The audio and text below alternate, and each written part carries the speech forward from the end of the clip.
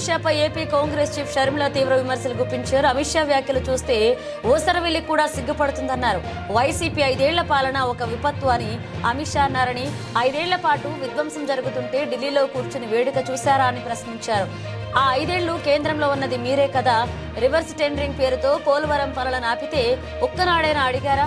రాజధాని లేని రాష్ట్రంగా 5 ఏళ్లు పాలన చేస్తుంటే కేంద్రానికి కనిపించలేదా అని, ఇష్టారాజ్యంగా 10 లక్షల కోట్లు అప్పులు చేస్తుంటే విధ్వంసం జరుగుతున్నట్లుగా అనిపించలేదా? సొంత బాబాయి హత్య కేసులో ఢిల్లీ స్థాయిలో న్యాయం కోసం పోరాటం చేస్తుంటే కేంద్ర హోంమంత్రిగా మౌనంగా ఎందుకున్నారు? భారీ స్థాయిలో అవినీతి జరుగుతుంటే ఒక్కటైనా బయట పెట్టారా అని షర్మిల ప్రశ్నించారు.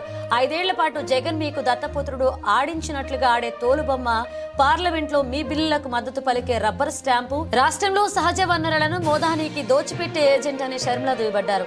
మీ ఇష్టారాజ్యంగా 5 ఏళ్లు వైసీపీని వాడుకుని రాష్ట్ర సంపదను దోచుకుని ఇప్పుడు విధ్వంసం జరిగిందని ముసలి కన్నీరు కార్చితే నమ్మి అమాయకులు రాష్ట్ర ప్రజలు కాదు అన్నారు షర్మిల.